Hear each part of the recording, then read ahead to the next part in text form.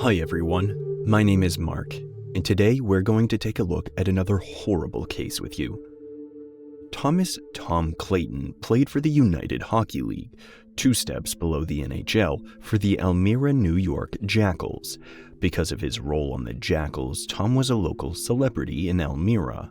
He was known as an agitator, someone who antagonized players by verbal or physical incitement. On the rink, Tom was aggressive and confident and carried that attitude into real life.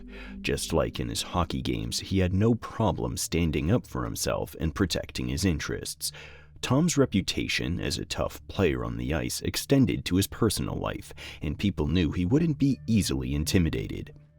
In addition to his aggressive nature, Tom was known for his good looks.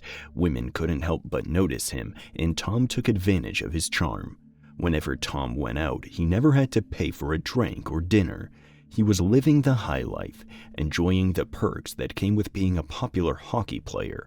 While there were numerous random women in and out of Tom's life, one in particular caught his attention. Her name was Kelley Clayton, and she was different from many other women Tom encountered. Kelley was born in West Elmira and was known for her outgoing and sassy personality. Her love for country music led her to travel to Nashville, where she immersed herself in the vibrant music scene. While attending college with the aspirations of becoming a teacher after graduation, Kelley's plans took an unexpected turn. She decided to move to Las Vegas, Nevada, where she embarked on a new journey as a cocktail server and a model. During one Christmas holiday while back home to celebrate with her family, Kelley attended a hockey game in Elmira. It was there that she met Tom Clayton. Tom caught her attention with his looks and skillful movements on the ice. After the game, Kelley and Tom unexpectedly crossed paths at a bar. Their initial encounter led to an instant connection, and the spark between them was undeniable. Despite some reservations from Kelley's friends and family, who occasionally found Tom's behavior inappropriate, Kelley remained firmly committed to their relationship. She defended Tom, claiming he was kidding when he made his remarks, blinded by her love for him. Eventually, Kelley and Tom married, but unfortunately, 1 year later, Tom was injured while playing hockey, ending his career. After Tom retired from hockey, he began working a 9-to-5 with ServPro, a company that helped clean up large messes after disasters. Tom's job provided him with a stable income and allowed him to provide for his family. Meanwhile, Kelley dedicated herself to caring for Tom and their 2 children, Charlie and Cullen. She loved being a mother more than anything in the world. Kelley went above and beyond to provide the best for her children and create a loving and nurturing home for them. To the outside world, the Claytons appeared to be the perfect family. Tom and Kelley seemed to have it all, with a thriving marriage and 2 children. They lived in a secluded mountain home that Kelley adored. However, in September of 2015, their lives were forever changed. A tragic event would shake the foundation of their seemingly idyllic existence. On the night of September 29, 2015, Tom Clayton headed out after work to play poker at his friends Greg and Linda Miller's house, leaving Kelley home alone with the children. When Tom arrived home from the poker game, he made a horrific discovery. His wife, Kelley, lay lifeless on the kitchen floor, covered in blood. Panic-stricken, Tom immediately called 911. 911. Help me, my wife. She's dead. Hurry. Okay, just stay on the line with me. How long has she been down? I don't know. I just got home. You need to calm down so I can help you. Is she beyond CPR? Yes. Sir, can you tell me why you think she's beyond CPR? Just trust me. The dispatcher instructed Tom to perform CPR on his wife, but Tom, devastated, informed the dispatcher that Kelley was beyond any help. Around midnight, an officer arrived at Tom and Kelley Clayton's house. Upon entering the residence, the officer was taken aback by the scene that awaited him. In the kitchen, he found Kelley lying lifeless on the floor. Her face was disfigured, evident of blunt force trauma. Blood was spattered everywhere, creating a chilling sight. The officer's initial reaction was to secure Tom Clayton and remove him from the house. Once outside, the officer approached Tom and asked him what had happened. Tom replied that he was unsure of the exact details. He stated that he had returned home to find his wife in this condition, and his daughter, Charlie, had informed him that there was a robber in the house. Being cautious, the officer examined Tom's hands for signs of a struggle or evidence suggesting that Tom played a role in the attack. However, the officer observed nothing out of the ordinary. Prompted by the severity of the situation, the officer called for backup. A paramedic arrived at the scene and declared Kelley Clayton deceased. The brutal nature of her death prompted the police department to launch an all-hands-on-deck investigation. As police officers cordoned off Tom and Kelley's home as a crime scene, Tom made a phone call to Kelley's sister, Kim, and delivered the heartbreaking news that Kelley had passed away. In shock, Kim rushed to the scene along with their mother, Liz. Upon arrival, they were greeted by crime scene tape and flashing lights from patrol cars. The sight only intensified their fear and anxiety. Determined to locate Kelley, Kim and Liz ran towards the ambulance, hoping they would find paramedics working to save her. However, the officers on the scene refused to allow them to get too close. Despite their desperation, they were told that they could not view Kelley, as Kelley did not look like she did in life. The news that Kelley had been killed and her body was now unrecognizable shattered Kim and Liz's hearts. They broke down, their sobs filling the air as they screamed in anguish. As the scene unfolded, a coroner van arrived. With a heavy heart, Kim, Liz, and the officers presented joined hands to pray for Kelley's soul as her body was transported into the van in a body bag. As the night progressed and the crime scene investigators meticulously searched through Kelley and Tom's house and property, their efforts yielded no new evidence pointing towards a suspect. They diligently combed through each room, but to no avail. The investigators could not locate a murder weapon at the scene, but based on Kelley's injuries, they determined it was a light object. The investigators determined that the attack on Kelley took place while she was sleeping peacefully in the master bedroom on the second floor. It was evident that the attacker had struck her with a blunt object. Following the attack on Kelley, it is believed she attempted to make a run for safety and sought refuge in Charlie's bedroom. There was a significant amount of blood discovered in that bedroom, leading investigators to believe that Kelley had barricaded herself inside. However, evidence suggested that the attack continued as there was a hole in the landing wall that appeared to be caused by Kelley's body being pushed down the stairs. Upon getting up after the fall down the stairs, Kelley made her way to the kitchen, where the suspect eventually caught up to her. In a violent encounter, the suspect bludgeoned Kelley in the head and face, inflicting severe injuries that resulted in her death. Even though Tom Clayton told the first officer on the scene that his daughter Charlie had said a robber had been in the house, the investigators who searched the home found no indication of forced entry, and nothing was missing. Moreover, all of the expensive jewelry belonging to Kelley was still present and untouched, and the safe was intact. Due to the brutality of Kelley's death, the detective began to wonder if it was the result of a domestic violent dispute. However, Tom Clayton claimed to have an alibi, stating that he was playing poker at his friends Greg and Linda Miller's house the entire night. If true, this would have made it impossible for him to murder Kelley.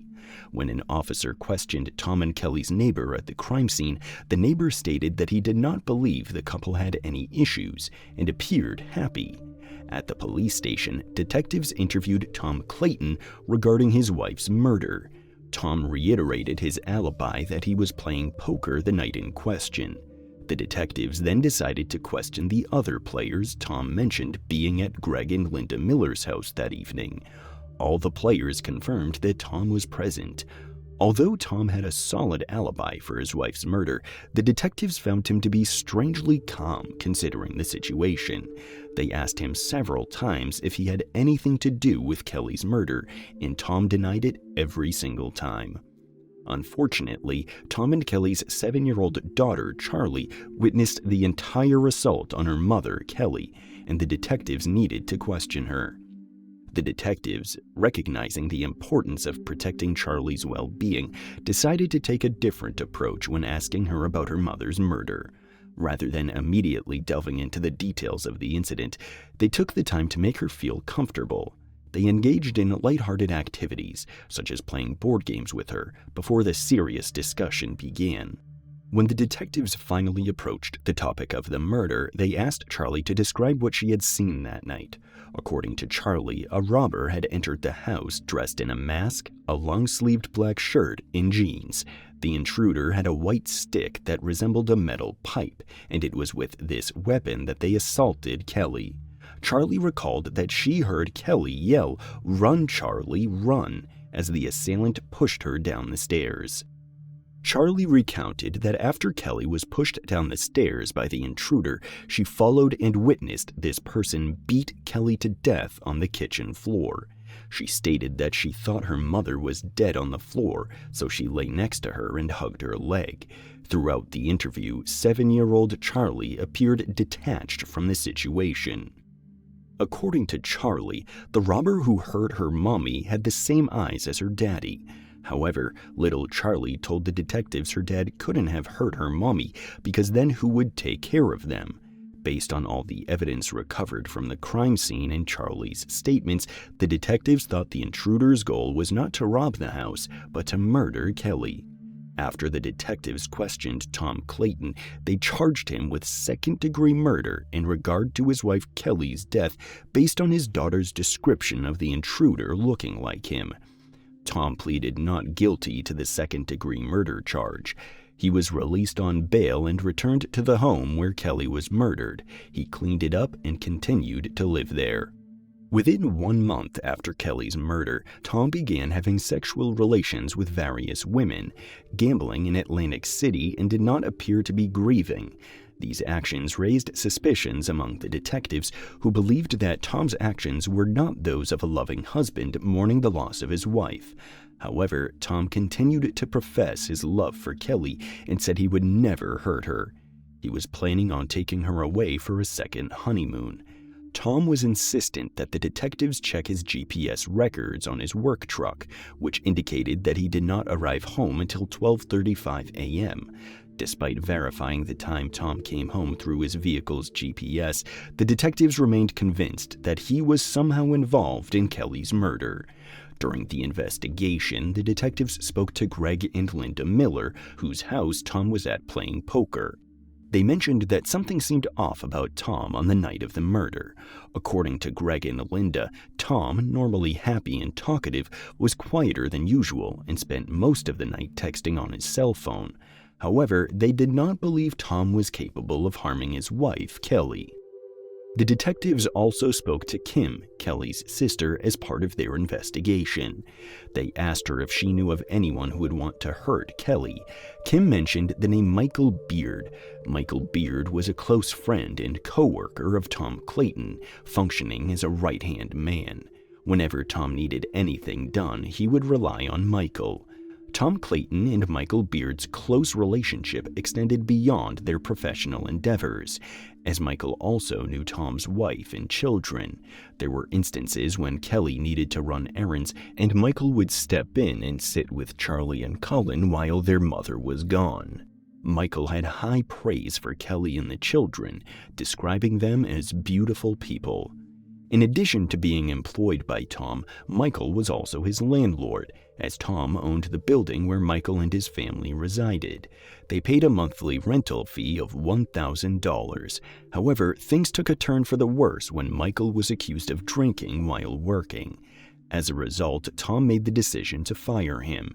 This incident not only resulted in the loss of his job, but also created a financial burden for Michael, as he was already behind on the rent owed to Tom. Tom's decision to terminate Michael's employment not only affected his employment status, but also put his tenancy in jeopardy. Tom initiated eviction proceedings against Michael, further exacerbating his financial struggles. Michael found himself caught in a difficult position, facing both the loss of his job and the fear of losing his home. The detectives brought Michael Beard to the police station for an interview with the intent of gathering information regarding Kelley's murder. During the interview, Michael stated that it was a tragedy that Kelley was killed, but claimed that he was at home the entire night. In the meantime, Linda Miller, where Tom had played poker on the night of Kelley's murder, recalled a specific memory that stood out. Tom had asked to use her cell phone, even though his phone appeared to be working fine at the time. According to Linda, Tom made the call at 10:53 p.m. Upon further investigation, Linda discovered that the number and details of the call had disappeared from her phone's records. It appeared that Tom had intentionally deleted the number he called. The detectives gained access to Greg and Linda Miller's cell phone records, which provided them with the phone number Tom had called on the night of the murder. After tracing the phone number, the detectives discovered it belonged to Michael Beard. Once the detectives learned Tom Clayton had called Michael Beard on the night of his wife's murder, they brought Michael back to the police department for an interview. However, Michael continued to deny the involvement in Kelley's murder. The detectives then decided to question Michael's partner, Holly. According to Holly, Michael was not home all night on the night of the murder and left the house around 11 p.m. Furthermore, Holly stated that Tom Clayton once approached Michael and asked him to burn down his and Kelley's house for $10,000, with the intention of collecting the insurance money. When Michael was confronted with this information, he decided to make a full confession to murdering Kelley. Michael confessed to murdering Tom's wife, Kelley, in exchange for a payment of $10,000. He claimed that he had agreed to kill the woman but never received any money from Tom. In a signed confession, Michael Beard laid out the entire plan, according to which he was supposed to go to Tom's house and murder his wife, Kelley, while the children were out at their grandmother's house. Tom instructed Michael to use the gas cans in the garage to burn the house down so that he could collect the insurance payouts for the damaged house and vehicles. However, Michael claimed that he never set the fire. Instead, he fled from the scene after murdering Kelley. Michael took the police and led them to the murder weapon, which was described as a sledgehammer-type object. When tested, it was found to contain Kelley's DNA. Additionally, Michael led them to an area where he had disposed of his bloody clothing items. Mark Blanford, a friend of Michael Beard's, contacted the detectives and provided a statement regarding his encounter with Michael on the night of the murder. He said Michael asked him to assist in a job and would pay him $500. However, Mark claimed he had no idea what job Michael was doing and assumed it was some sort of drug deal. According to Mark, Michael told him he had to kill a bitch, and Mark alleges that after Michael returned to the car, he mentioned that the children were not supposed to be at home. Michael Beard was subsequently arrested and charged with first-degree murder in relation to Kelley Clayton's death. Detectives believe that 7-year-old Charlie did not see her father during the attack, but rather mistook the attacker for her father due to the way he was dressed.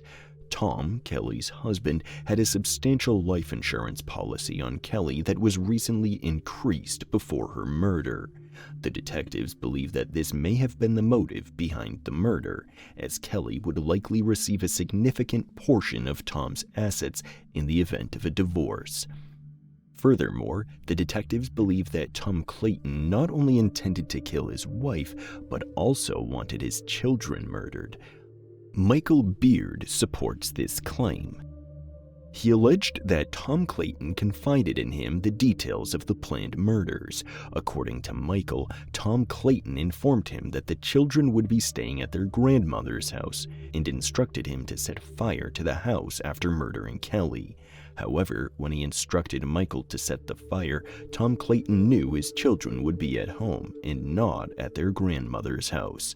This information suggested a deliberate plan by Tom Clayton to ensure his children's demise as well.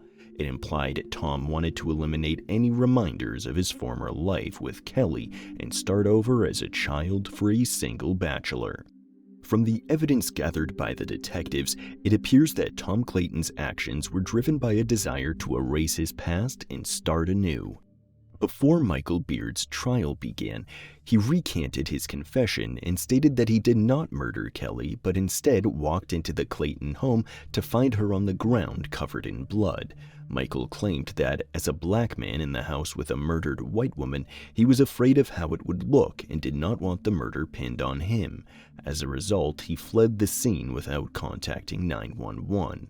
Michael Beard claimed his signed confessions were coerced, but in 2016, he was found guilty and sentenced to life without parole. In an interview with 2020, Michael changed his story again and stated that he arrived at the Clayton home on the night Kelley was killed and saw a man running from the scene. He claimed this man ran into him, nearly knocking him down. However, Michael's revised statement raised several questions. If this information was true, why didn't he bring this up at the start of the investigation?